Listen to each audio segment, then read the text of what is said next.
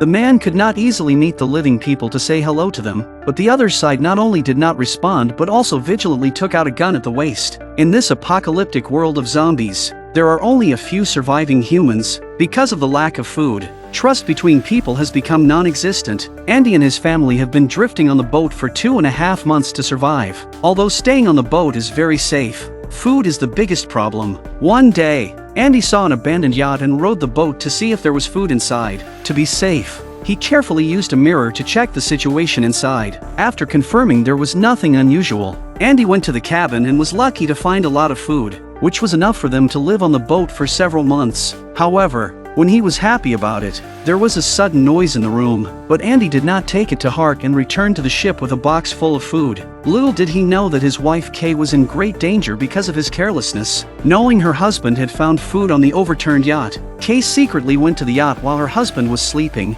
and the intention was to find a shaving for him. As a result, there was another noise in the room. Kay felt bad and turned around to leave, but unfortunately, it was too late. He didn't know how long it took, but Andy was awakened by his daughter crying. He was just about to go to Kay with his daughter in his arms when he found a puddle of blood on the floor and a bad feeling instantly came over him. Andy opened the bathroom door and saw his injured wife dressing her wounds. The scared husband still didn't know what had happened until Kay took out the countdown bracelet and put it on his hand. He knew that a zombie had bitten his wife. 48 hours remain before Kay becomes a zombie, but Andy does not panic. He immediately begins to pack a bag, because according to the map issued by the government, there are 8 stations set up on land, and maybe there is a cure for the virus there. Without delay, the family immediately set out. However, the land was much more dangerous than fishing boats, and they always had to stay alert. Luckily, they didn't have to walk long before they found a car, but just as Andy was filling up the car, Kay saw a zombie coming this way.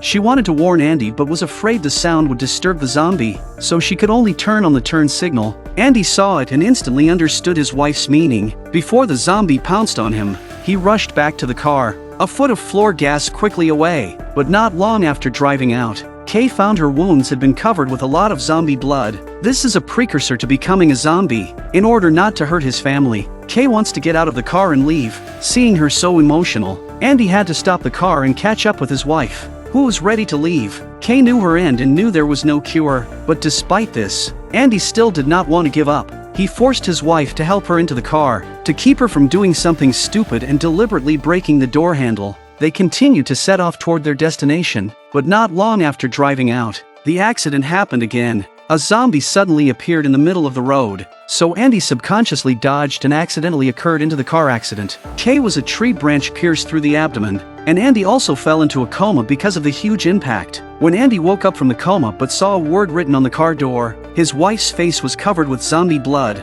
and it didn't take long for her to mutate. He wanted to comfort his frightened daughter but was accidentally bitten by his wife, who had completely turned into a zombie. After taking his daughter out of the car, Andy walked back once again. He had to send his wife on her last journey with his own hands. After doing everything, Andy sat down in despair and let out a roar of anger and resignation. He thought about leaving with his wife, but for the sake of his months-old daughter, at least now, he cannot just give up. So he decided to take the bracelet off his wife's hand and put it on his hand. And after adjusting the 48-hour countdown, Andy set off again with his daughter on his back. Because before the mutation, he had to entrust his daughter to someone he could trust. On the road, his daughter kept crying. He used his wife's former perfume sprayed around, and his daughter smelled the familiar smell and immediately stopped crying. However, at this moment, Andy saw the culprit of their car accident, but when he was about to pick up a branch to solve the zombie, suddenly Thumi stopped him. Just see Thumi with a sharp stone-cut palm. The zombie smelled the blood immediately followed. This zombie is also very close to the Thumi. She is a different way of keeping her loved ones by her side. Andy then continued to walk towards the 8th station according to the map, finally in the dark when he successfully reached the destination. But this place is a little different from what he thought. It is very dark inside and does not look like there are people, but looking around, he suddenly found Etta sitting in the corner. Looking at the wound on Andy's arm, Etta gave him a simple bandage and told him that this was no longer an aid station because of the virus's rapid spread. It has long been abolished by the government. Andy wanted to entrust his daughter to Etta, but then he saw her remove the wig from her head. She was on medication, apparently suffering from an incurable disease, and Andy gave up on the idea. The next morning, She said goodbye to Etta and continued with her daughter on her back. While on the way, he saw many zombies with their heads buried in the dirt, and as soon as they passed by, the zombies would be woken up. Andy soon saw a truck and wanted to know if he could drive it, but he didn't expect the owner to be there.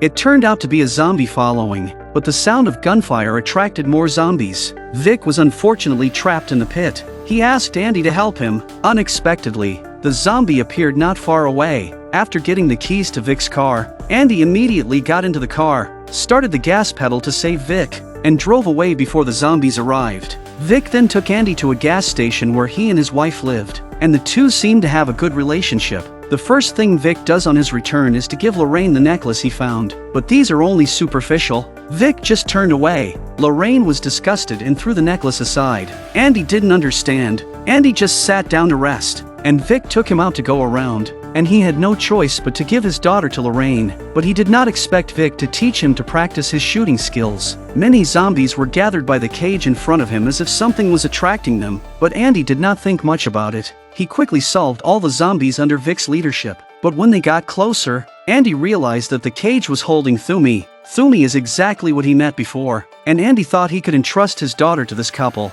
They use other people's lives to play games and are certainly not good people. Lorraine was caring for her daughter when she suddenly found the blood of a zombie on her body. She instantly understood, but she did not choose to speak out but to clean her daughter's clothes and hang them up to dry. Andy came back to see this scene and understood Lorraine already knew he was infected with the virus. Compared to Vic, this Lorraine is alright. He could entrust our daughter to her. At the end of the night, Andy finally decided because he was running out of time. After reluctantly saying goodbye to his daughter, Andy went outside alone. He took the government-issued ejector needle and prepared to end his life. At the critical moment, Lorraine suddenly appeared with his daughter in her arms. She knew what Andy was up to and that he was infected with the virus. But when Andy asks her to help him, Lorraine says she can't take care of her daughter. It turns out that she and Vic are not a couple, and Vic has killed her real husband. If you really want to take care of your daughter, you should take her away from here. Hearing this and Vic's actions during the day make Andy even more convinced of Vic's character. It seems that the suicide has to be put back.